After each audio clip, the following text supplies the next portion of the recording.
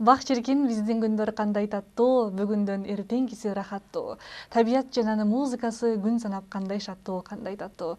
Арыбаңыздар, ардактуу кадырман теле көрүүчүлөр, кайрадан назарыңыздарда Нарктуу коом долбоорунун энелер мектебинин турмуш сабактары сиздер менен.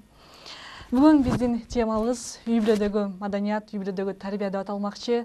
Ал эми ушул жалпыбызга өзүнүн бир сабагын арнай турган Жусуп Баласаган атындагы Кыргыз Улуттук университетинин Кыргыз филология факультетинин педагогика илимдеринин кандидаты, доцент Зууракан Зарылбековна эжекебиз, ошондой эле биздин экспертибиз Чолпон Төмөнбаевна, ошондой эле Жусуп Баласаган атындагы Кыргыз Улуттук университетинин жалпы эле студенттери бүгүнкү сабагыбызды коштолмокчу.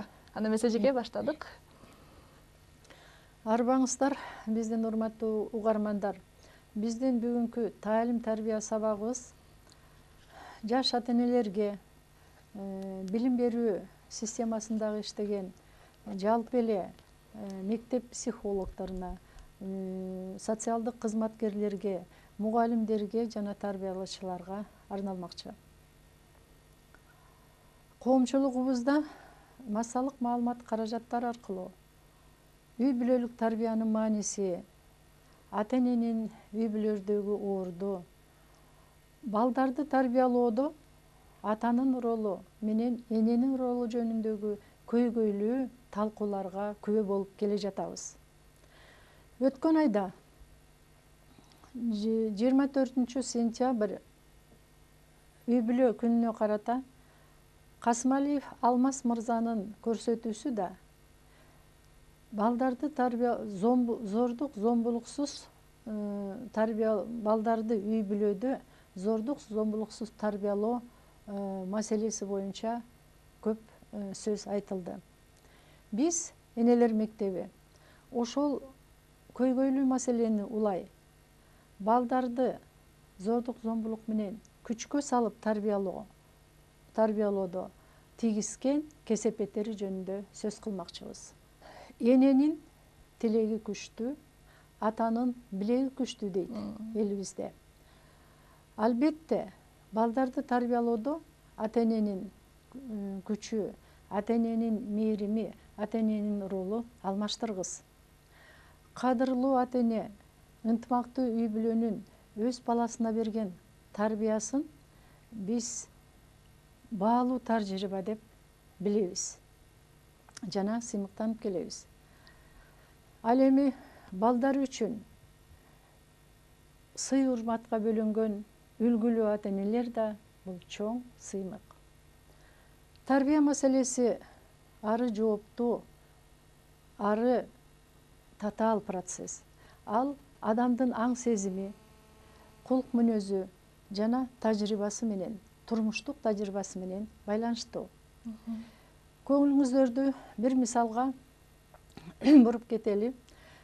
Мына кечээ эле жакында шаардык мектептин бирине жаш ата эненин 1-класска барган баласы өзүнүн жүрүм туруму жагынан башкалардан айырмаланып, сабак убактысында мугалимге да, балдарга да өз тоскоол тийгизе баштайт.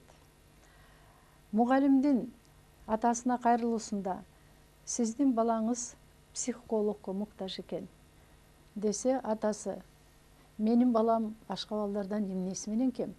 Мына ушул мектепте окуйт, ушул мектепте силер окутасыңар деп баласын калтырып кетет. Эртеси баласы атасынан таяк жеп мектепке көгөлө болуп келген бала эртеси күнү балдардын алдында өзүнүн башын ийип, балдардын атына басмырланып, өзүн кемсинтип кала берет. Мына ошентип бир айдан бери ошол мектеп атасынын зордук зомбулугуна чыдаган эне бала менен алек. Биздин көйгөйлүү маселебиз зордук зомбулук менен тарбиялоо дегенибиз бул баланы күчкө салып баш ийдирүү. Албетте, бул жаш атанын түшүнүгү боюнча мен баламды туура жолго салып, адептүүлүккө тарбиялап жатам деген ойдо. Биз ушул жаш ата энеге, жаш атага эмне деп кеңеш бермекчибиз? Биринчиден, балаңызды тарбиялабай, өзүңүздү тарбиялаңыз. Анткени балаңыз өзүңүзгө окшош болот. Экинчиден, эгер бала уруп согуу жолу менен тарбиялана берсе, зордук, зомбулук көрүп тарбиялана берсе, ал стресске, башкача айтканда, психикасынын бузулушуна жана жан дүйнөсүнүн жабырланган оорусуна чалдыгат. Мына азыр силерге стресске, депрессияга чалдыгуунун 2 себеби жөнүндө кыскача маалымат берип кетейин. Келиңиздер, стресске жана депрессияга чалдыгуунун 2 себебин карап көрөлү. Кайсыл убакта балдарыбыз стресске дуушар болот? Биринчи себеби социалдык көйгөйлөргө туруштук бере албай.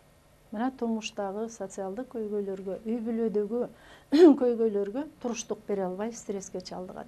Жанагы эле айтып өткөн мисалдагы биздин жаш атабыздын тарбиясынан баласы күчкө салынып тарбияланып, күндө таяк жеп отуруп, мына стресске чалдыкты. 1-класстын окуучусу. Андан кийин үй бүлөнүн бузулушунан балдар стресске чалдыгат. Үй бүлө бузулганда атасы менен же энеси менен калат эмеспи бала. Ал башка балдарды, башка үй бүлөдөгү ата-эненин камкордугун, сүйүүсүн, мамилесин көрүп, ичи ачышып, бир эле жүрөгү баланын 2ге бөлүнөт. Менин мына ата-энем, мени атам моминтип таштап кетти. Мына ошол себептен стресске чалынат. Үй бүлөдөгү жаман жагдай, жагымдуу эмес жагдай, же атасынын аракка берилгендиги, же энесинин аракка берилгендиги, же болбосо бир ушул сыяктуу көйгөйлөр. Мынакей. Андан кийин ата бала ортосундагы пикир келишпестик. Муну биз инсан аралык пикир келишпестик деп коебуз. Инсан аралык пикир келишпестикте окутуучу менен студенттин, мугалим менен окуучунун, же болбосо үй бүлөдө ата бала ортосундагы пикир келишпестик, бири-бирин түшүнбөстүк. Мына ошонун негизинде дагы балдар стресске чалдыгат. Ал эми мектеп чөйрөсүндө болсо, мектептеги рекетчилик, мектептеги жолдошторунун бирин-бирин шылдыңдап, бирин-бирин басмырлап, бирин-бирин сабап, тоноп деген сыяктуу мына ушундай жат көрүнүштөрүбүздүн баарына биз күбө болуп келатабыз. Бул мына биринчи себеби социалдык көйгөйлөрдүн негизи. Экинчи себеби бул баланын ички жан дүйнөсүнүн алсыздыгы. Кандай түшүнсөк болот? Баланын ички жан дүйнөсүнүн алсыздыгына ким күнөөлүү? Албетте биз чоңдор. Биринчи ата-эне, баягы эле. Себеби тарбия башаты ата-эне дейбиз да. Үй бүлөдөн башталат. Тарбия башаты үй бүлө, ата-эненин тарбиясынан башталат. Эмне үчүн ички жан дүйнөсүнүн алсыздыгынан балдар стресске чалдыгат? Кандай түшүнсөк болот? Буну кичинесинен же эрке өстүрөбүз баланы, же болбосо эч кыйынчылыктарга жеткирбей, керек болсо мынакей портфелин мектепке чейин көтөрүп келип, кайта мектептен үйүнө чейин көтөрүп келаткан чоң энени көрөбүз дайыма. Ал эле жанында эле жолдошу болсо, өзү рюкзагын аркасына илип алып, өзү топоңдоп чуркап кирип, чуркап чыгып жүргөн балдар. Мына ушундай кичинекей кыйынчылыктарды балдарыбыз жеңе билбей чоңойгондо, бир дагы кыйынчылыкка туруштук бере албай, турмуштун чоң жолуна келгенде ал бала стресс алат. Баягы гүлдөй кылып суу куюп жылуулукта өстүргөн гүлдү сыртка суукка чыгарып койсоң солуп калат деген сыяктуу. Мына биз балдарыбызды ошон үчүн кичинесинен тарбиялаганда өзүнүн жоопкерчилигин сездирип, өзү ошол ишти жазып, ошол артып, ошол койгон максатына жеткирип тарбиялабасак, биздин балдар көрсө турмуштун чоң жолуна чыкканда кыйынчылыктарды жеңе албай, эркинин жогунан, кайратынын жогунан мынтип стресс алып калышат. Бул стресске чалдыккан бала жан дүйнөсүнүн оорусуна сар-сана болуп, мына мени атам таштап кетти, мына мени энем таштап кетти, ушундай мени эч ким жакшы көрбөйт деген санаркаган сары ооруга айланат дагы, ошондо баланын жан дүйнөсү ооруй баштайт. Бул бала ошол жан дүйнөсүндөгү оорусун эч ким менен сүйлөшкүсү келбей, айткысы келбей, байланышпай, бугун чыгара албай, оору санарка оору баса берет. Түнт болот дагы, бул жалгыздыкка көнө баштайт. Ал жалгыздыкка көнө баштаган бала акыры депрессияга душ болот.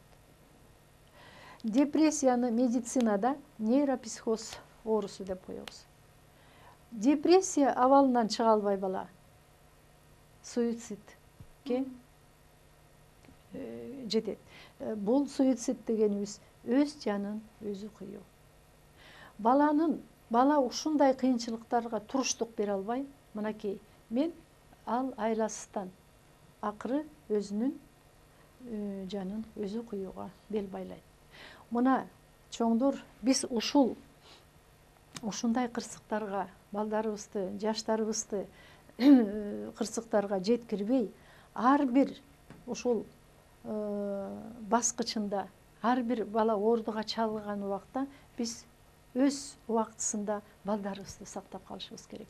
Бул балдар ар бир баскычында, мына стресс алган баланы 1-класстагы жана мектепте мугалим эжеи дарып айтты: сиздин уулуңуз психологдун кеңешине муктаж. Атасы укпастан баласын көгөлө кылып сабап, сен мени уят кылдың, элдин көзүнчө, элдин балдары жөн эле окуп атат, эмне үчүн тентек кыласың, эмне үчүн мугалимди укпайсың деп кайтап келип койду. Карагылачы, мына ушул баланы ушул ойдон койсок, ушул баланы жардам бере албасак, бала акыры мына ушул баскычтарды өтүп калышы мүмкүн. Мындан албетте Кудай сактасын. Эми же ушул жан дүйнөсү ооруган убакта бала өзүнүн жакшы көргөн, ишеним көрсөткөн мугалим эжейине, энесине, эжесине, үй бүлө адамдарына, же болбосо үй бүлө адамдарынын убактысы жетпесе жолдошторуна айтып, ошолор менен кеңешип, ушул айтып алса, бугун чыгарса, ал мына ушул оорудан, ушул сарсанаа ойдон арылып калмак. Ага эч ким көңүл бурбагандыктан ал бала өзүнүн жаман ойдун кулу болуп, ошол жаман ойдун кулу болуп отуруп, мен эч кимге керегим жок, мына мени мектептеги жолдошторум дагы шылдыңдайт, мен кеммин алардан, эмнем менен кем, атам жок, энем жок, алар мени жакшы көрсө таштап кетер беле деген жаман ойдун улу болот дагы мына депрессияга. Бул ушул убактарда бардык ата эне анан психологдорго, психиатрларга көргөзө баштайт балдарын. Бирок так эмес маалыматтар боюнча ушундай кырсыкка чалдыккан балдарыбыздын 70% же 60% гана оорудан айыгат. Эң негизги дары өз дартыңдын дабасы өз колуңда деп белгилүү психолог Синельников айткандай, эң негизгиси мына өзүбүздүн колубузда. Бул кичинесинен чоңойгондо балдар дагы ушундай кырсыкка түшкенсе, алар билиш керек. Өз аракети себеби ал эч токтоосуз кайрылыш керек. Улууларга, ата энелерине, жолдошторуна жалгыз жанагындай жаман ойдун кулу болуп калбаш керек. Ошондо гана ушул абалдан, ушул стресстен бала чыгып кетиши мүмкүн. Албетте, буга биз чоңдор жоопкерчиликтебиз. Биз убактысында баланын кирпик башынан убактысында жоролору кандай жолдош жоролору менен жүрөт. Мына ошону байкап туруп, ошол жерден убактысында биз жардам берип, чара көрүп, балдарыбызды ушундай жолдорго, ушундай ооруга чалдыктырбашка аракет кылышыбыз керек. Эми жана айтып кеттим, мугалимдер же чоңдор балдарыбызды ушул жерден камкордук, сүйүү, сый, урмат, инсандык аброюн сыйлоо жана ишеним сөздөр менен. Ишеним сөз, биздин ата бабаларыбыз сөздүн кудурет күчүнө ишенип келген. Ишеним сөз дегенибиз ошол балага ишеним жараткан сөздү айтып, ишендирип, мисалы, жан дүйнөсү ооруп аткан балага: "Эй балам, сен азаматсың, бул ишти сен эле жасап бүтүрөсүң, же бул ишке сенин гана алың жетет, сенден мыкты адам чыгат, алдыга койгон максатыңды сен жеңе аласың. Же болбосо депрессияга келген адамга карачы жолдошторуңду кандай эмгектенип, кандай жетишкендикке жетишип атыр, сен алардан эмнен кем, мынакей сен атанын баласысың деп ишеним сөздөрдү ишендирип отуруп, сен мыктысың, сен жакшысың, сен кыйынсың, керек болсо сенин тукумуңду да мен билем, силердин тукумуңар да мыкты, мына ошондой мыкты адам болуп сен чыгаарыңа ишенем деген ишеним сөздөрү менен биз балдарыбызды дарылашыбыз керек. Ошол гана дары балдарды көп учурдан сактап калат. Эми ата бабаларыбыз сөздүн кудурет күчүнө ишеним көрсөтүп, тарбиялоодо үй бүлө куту атада, үйдүн куту энеде, уулдун жакшысы атанын даңкы, кыздын жакшысы эненин даңкы, жакшы сөз жан эргитет, жаман сөз жан кейитет деп жаш муундарыбызды тарбиялап келе жатат. Таалим тарбия берүү процессинде жалаң эле ата мекендик психологдор, ата мекендик педагогдордун эле айтуусу эмес, башка чет өлкөлүк адистердин да айтуусунда балаң 5 жашка чыкканча ал сенин башкаруучуң. Бала эмне десе, силер ошону жасайсыңар. Ал эми 5 жаштан 10 жашка чыкканча, 10го чыкканча ал сенин кулуң. Силер эмне десеңер, балаңар ошону аткарат. 10 жаштан 15 жашка чыкканча ал сенин көчүрмөң. Ал эми же досуң, же касың болуш. Бул 15 жаштан өйдө ошол сен тарбиялап аткан балаң, же досуң, же касың болуп калышы. Ал сенин тарбия берүүңдөн. Мына элде ушундай накыл сөздөр бар. Ошондуктан биз бул тарбия маселесине абдан олуттуу карап, абдан көңүл буруп, тарбия маселеси, тарбия башаты бул үй бүлө деп, үй бүлөлөргө кайрылып, жаш ата энелерге кайрылып кетер элек.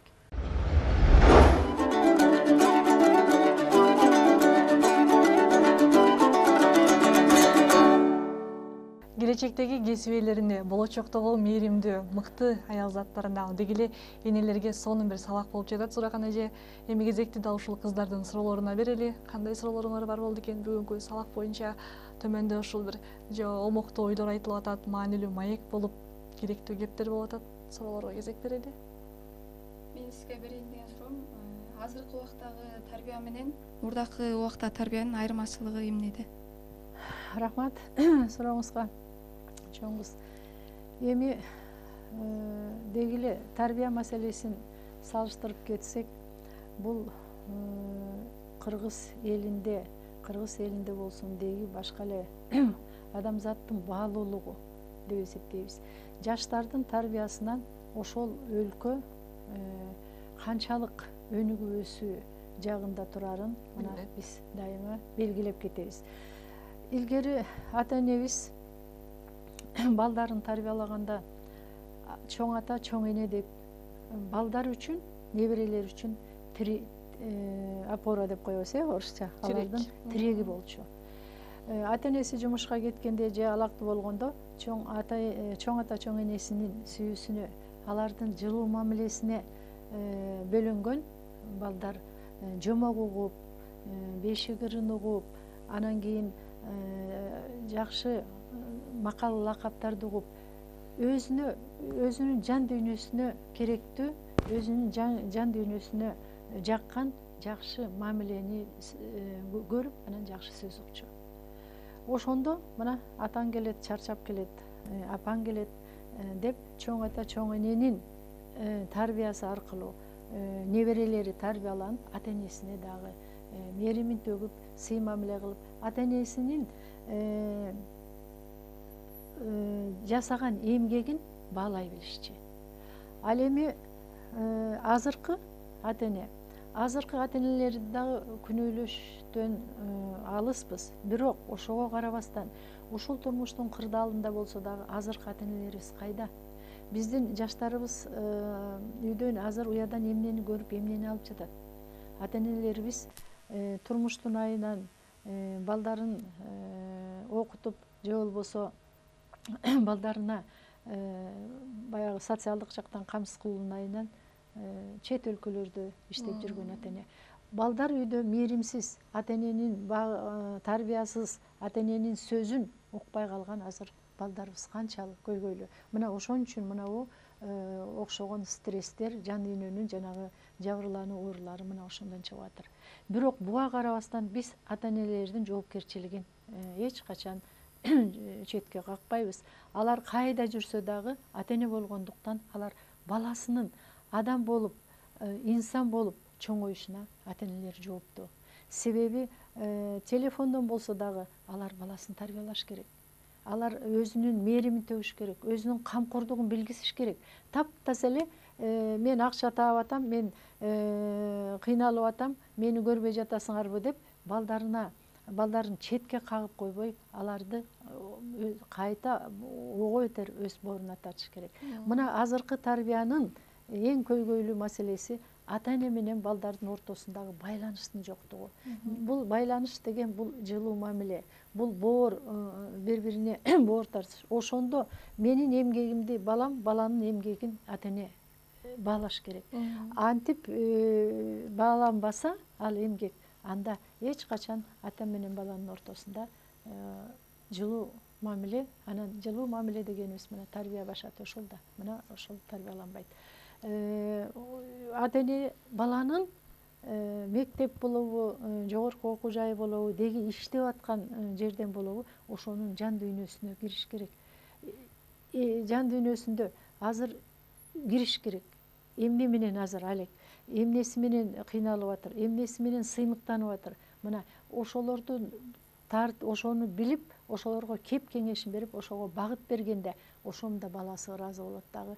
Да, менин атам, менин энем мына минтип айтты эле, мынакей момундай макалда айтты эле. Азыр билимдүү болуш оңой балам, бирок адам болуш кыйын деди эле дегендей. Мисалы үчүн мына азыр жаштар силердин келечегиңер кең, ар кайсы вузга, жогорку окуу жайларына барып туруп, бир эмес 3 дипломго ээ болосуңар. Ал эми чындап келгенде ошол билимдүү, илимдүү биздин жаштарыбыз, биздин балдарыбыз Чыңгыз Айтматов айтып кеткендей, азыркы биздин турмушта эң кыйыны, эң татаалы адам болуп калыш. Бир күндүн ичинде өзүмдүн адамдык сапатымды жоготпой, адамдык мамилемди көргөзүп, эл менен элдей болуп дегендей, мынакей ошол азыр кыйын. Ошон үчүн көңүлүңөрдү мына ушуларга дагы буруп кетет элек. Сиз азыр эле ошо стресске кабылуунун 2 жолу тууралуу айтып кеттиңиз. Деги эле суроом ушул тууралуу болсун. Деги эле ошол биздин келечек ээлерибиздин жан дүйнөсүнүн алсыздыгы эмнеде? Жан дүйнөнүн алсыздыгы дагы эле жанагы жаш наристени тарбиялоодон баштайт.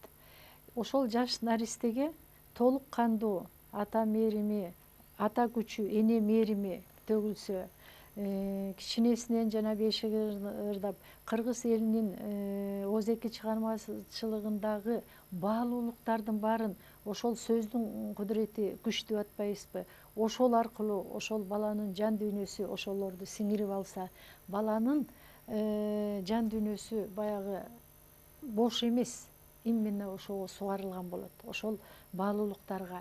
Андан ары бала чоңойгондо баланы төрөп эле коюш бала болбойт. Менин кайненем ошентип келип эле. Бала төрөлгөндөн кийин аны багыш керек, аны караш керек. Баланы карабаса эле бала болуп калбайт дегендин маанисин мына азыр эми түшүнүп атабыз. Баланын жан дүйнөсүнө кирип, ошол жаш курагына жараша биринчи мектепке барганча баланы жанагынтип алдейлеп, аздектеп, көзөмөлдөп, жаман жолго кеттиби, жаман ишке бардыбы, жаман эменин үстүнөн чыктыбы деп баланы сактап туруш керек. Андан кийин жанагы биздин элдик өзеки чыгармалар, биздин тарбияга сугарылган кыргыз элинин баалуулуктары, кыргыз элинин үрп адатындагы, салт санаасындагы тарбия. Мына тарбия кайда? Тарбия элдин макалында. Жана эле айтып кетпедикпи? Жакшы кыз, эне даңкы, жакшы уул ата даңкы деп. Ошол жакшы атадан мына жакшы уул, жакшы энеден жакшы кыз дегендей. Же болбосо энесин көрүп кызын ал, эшигин көрүп төрүн өт дейт. Мына ушул макалдын тарбиялык мааниси азыркы 21-кылымдагы биздин жаштарга дагы тарбия сабагы болуп келе жатпайбы? Мынакей жан дүйнөсүнүн алсыз баланы күчтөнтүп, кайрат берип, күч берүү бул ата эне өзүнүн деми менен, өзүнүн кайраты менен, өзүнүн туура өзү үлгү болуп баласын тарбиялашы.